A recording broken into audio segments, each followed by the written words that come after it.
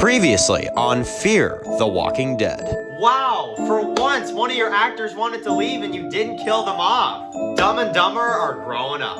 They're ready to kill Althea. And obviously you're kind of wondering like, oh crap, like is this plan gonna work?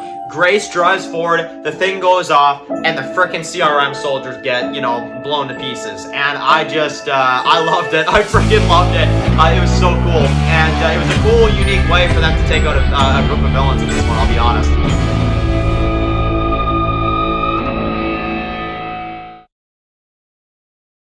Damn, Strand, nice painting, man. What the? Be glad it wasn't you.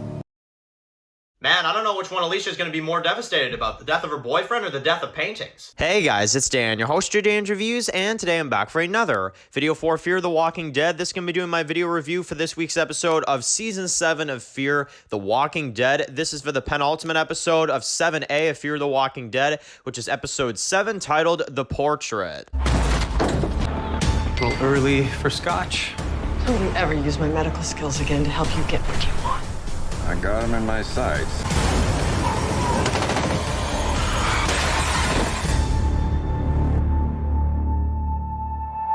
Okay guys, so it's going to be doing a video for today. This one's going to be doing a video for Fear the Walking Dead. This one's going to be doing my video review for this week's episode of Fear the Walking Dead Season 7. This is for episode 7, which is titled The Portrait. So, man, very, very good episode. Very, very good episode this week.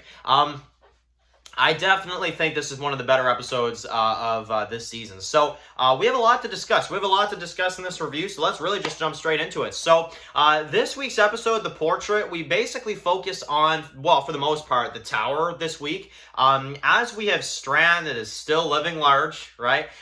You've got him getting a portrait painted of himself, and basically you've got Morgan that calls in for help. So he wants Strand to help him with Baby Mo because Baby Mo's sick and he needs June to take a look at Baby Mo, right? So Strand kind of turns him away, and then kind of throughout the episode, you kind of have kind of a, I say change of heart, but obviously he kind of lets Morgan in after a bit. And this is one thing I actually found kind of funny. The portrait that's painted of him, man, I didn't think it would be this short-lived.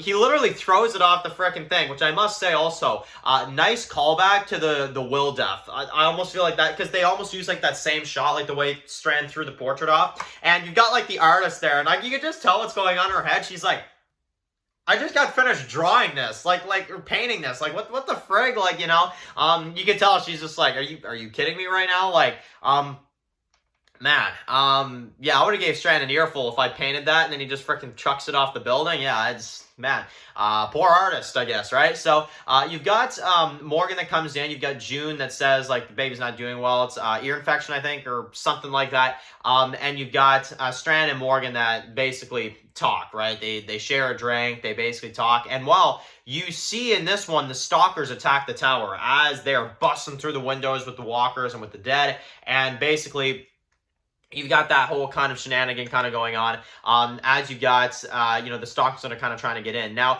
you see this as you got the stalker guy. He was in 701, if I'm not mistaken, right? This guy right here. And now he's coming after Strand with the stalkers. So, yeah, he wants to get into the tower. He wants hospitality. He wants to be let in. And Strand's not going to budge. Now, Strand in this one, okay, so we get into this storyline now. Strand gets poisoned, and obviously we don't know who it is. It's kind of like the storyline throughout the episode. Someone has poisoned Strand, and he's not exactly doing too well. You've got Strand, you got, of course, Wendell, you've got, John Doerr Sr., and they're all in there with him, but he wants to know who poisoned him. And you've got, Morgan that is revealed as the episode continues here, that he was the one to poison Strand. And when that happens, you've obviously got Morgan that's about to get thrown off the edge of the tower, and you got Grace that makes Strand a deal. So, really good tension. Really liked that a lot. I thought it was some interesting stuff. And I honestly didn't expect Morgan to be the one to poison him either. That was, yeah, that was kind of a twist for me. I didn't expect that. Damn, yeah, that was pretty cool. So we've got that, and then basically Strand obviously kicks Morgan out. And Morgan is going to go out and find Alicia per Strand's request. So you've got Morgan that, of course, goes out there. Everybody's still in the tower. Strand is not exactly doing so well. He's still kind of trying to recover. After Morgan just freaking poisoned him. And you've got Morgan that goes out and runs into Dwight and Sherry and the crew that they met up with at the end of episode 5. So Morgan, I kind of like, too, like that scene where it's like, I'm not really in the mood for this today, you know? It's like, yeah, bro, honestly, I feel you. But yeah, he runs into them, revealing that Dwight and Sherry are with this group. And essentially, you've got that. So, you know, the whole thing in the tower, I did enjoy it. I like seeing Wendell again. I also enjoyed seeing, you know, June. She was good. She's got a pretty decent setup in the tower there. And definitely the feeling this episode kind of gives me by the time it ends is that Morgan and Strand, like I said, are they gonna redeem Strand? I would say no. I still feel like Strand is very much considered a villain in this episode, basically all the way through. He has those little moments where he talks with Morgan, but there's always something in it for him, and there's always something. And I mean, Morgan's same. You know, Morgan poisons him because it's like, well, you know, you tried to kill me at the sub, you know? So I like how they're not just forgetting about that. That actually was the one worry I had with this episode, is that they were just going to kind of let bygones be bygones. But no, it's, at least for now, maybe in the mid-season finale that'll change. But that was the one worry I had with this one, and it actually got, tainted, or, you know, it didn't happen, which I was very happy about. So you've got Morgan in the group now with Dwight and Sherry, and then you've got them that go to this camp. Now let's talk about the big moment, because this is obviously the highlight of the episode. It's kind of the prediction I made for this episode, and I actually was right this week. The ending of the episode, we have the reveal of Alicia with this group, with these people that have been out there the whole time, and we find out that Alicia is with them. And you've got Alicia at this camp, who has survived, basically the bunker and all this time with Will.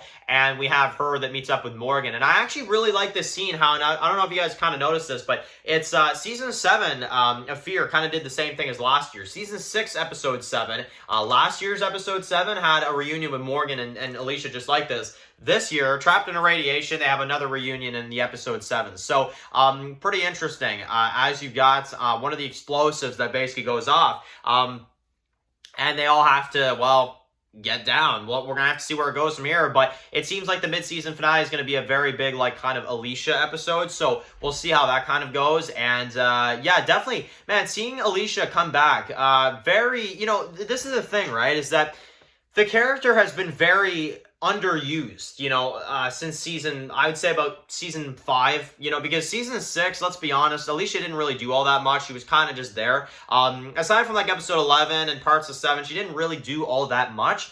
So I am definitely happy to see the character back, and it is an OG character from, the original Fear. It's it is the only Clark family member left in Fear the Walking Dead. So, because no, Madison's not alive. For anybody that keeps saying that, oh, Madison's alive, I'm not even going to go down that road, but Madison's not alive.